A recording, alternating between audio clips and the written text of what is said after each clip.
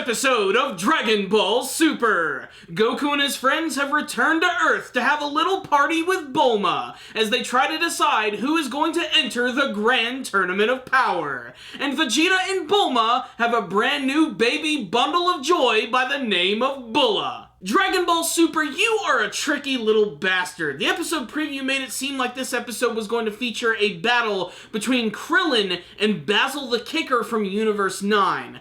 This is all actually some sort of weird mental battle that both Gohan and Goku are having in this episode as they're trying to decide who is going to be in the group of 10 in the Tournament of Power. Now, this would be really exciting if they hadn't completely given all of this away in the brand new intro of Dragon Ball Super or even the midway title cards. We already know who the fighters are going to be.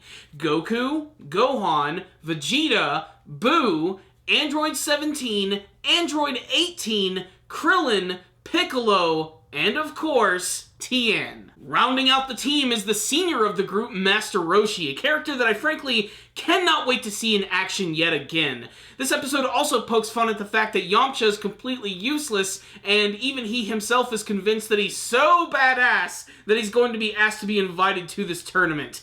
He actually has the grand plan of showing up at this tournament at the last second and trying to offer his fighting skills to the team, but really, Yamcha has officially turned into a joke in this episode. If the baseball episode didn't do it, this one definitely is. And is it just me, or just all the scenes with Yamcha, Vegeta, and Bulma in the same room just completely awkward? I don't know, it's just really strange. So, yeah, most of this episode is dedicated to Goku and Gohan trying to figure out who is going to be on the team, and then the other half of the episode is all about Bulma giving birth, and man do they get through this quick, and that's all thanks to the weird mystical abilities of Whis the Angel. He actually speeds up the process by using some sort of weird magic chant in his staff, and actually induces labor in Bulma, causing Bulla to be born outside of her body, all wrapped up and ready to go, without any pain whatsoever. The rest of the episode is essentially just everybody gawking at the extreme cuteness of Bulla, some of which are really great, like Mr. Satan, who completely freaks her out with his ridiculous afro, and then Yamcha, who comes over just to creep things up a little bit and to completely disappoint her. There's also a great little subplot of Trunks, who's very conflicted over the fact of having a sister. He wanted a brother so that he could train with. Now he's got a little sister, but I have a feeling he's eventually going to turn into the White Knight, trying to protect his sister from all sorts of evilness. And then there's Vegeta, who throughout most of the episode does what Vegeta does best, which is brood in the corner, not hanging out with anyone. He himself does care about the birth of his daughter. Throughout the episode, he's trying to come up with the perfect name, a name worthy of a royal Saiyan, but it is Bulma who chooses the name of Bulla. He accepts it, and you can actually see that he starts to warm up to his daughter by the end when he finally gets to hold her. One of the funniest things about this episode, though, is that a lot of people keep interrupting him and pissing him off to the point where he unleashes his Super Saiyan Blue abilities. Goku also firmly convinces him that the fighters from the other universes are so powerful they can go up against Blue, so Vegeta has no choice but to get involved in this tournament now, even after the birth of his daughter, as he now has something a lot more to protect.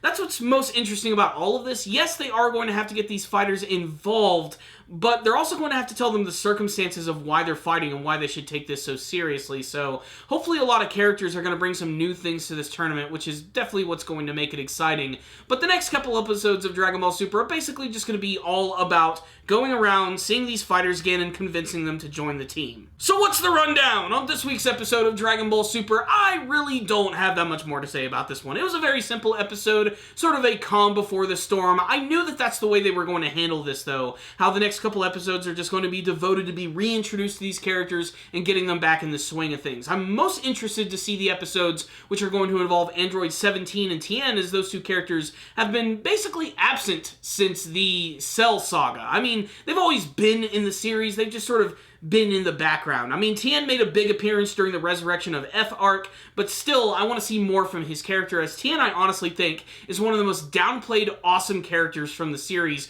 who has a lot of unique techniques that he could bring to the table. I mean, I want to see Tien come back and use his multi-arm technique where he ends up turning into Goro from Mortal Kombat. I want to see more of his epic tri-beam abilities. I want to see some new stuff from the three-armed martial artist. And then, of course, there is Android 17, who basically just sort of fell off the series at the end of the Cell arc, becoming a park ranger, one who wields a friggin' shotgun, but he always had a really interesting fighting style, and just having both androids back in this arc is going to be great, because you just know that we're going to get some great team-up moments between androids 17 and 18, some great combination attacks, and that makes sense, as this is going to be a battle royale. So, just a lot of excitement for the upcoming arc, and that's what this episode was all about, and of course, the birth of Bulla, which is interesting because we are finally introducing that character in the series in a form that we've never seen before, as a cute little baby. I'm guessing that Whis used his ability to manipulate time in order to make this happen. I mean, yes, he can turn things back, but apparently he can also push things forward, as he was able to induce labor and make that happen, which was probably very convenient for Bulma, as it was completely painless, and she said, maybe we could do this again, hinting at the fact that maybe Vegeta and Bulma are going to get busy again and give us another bundle of joy. We'll just have to wait and see.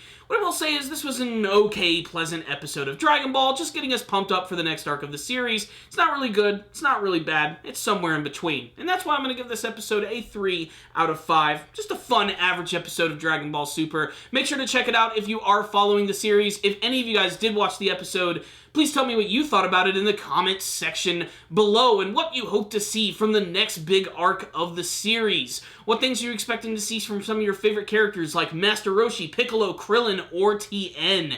And who's going to win? Who's going to lose? Make sure to tell me in the comments section below.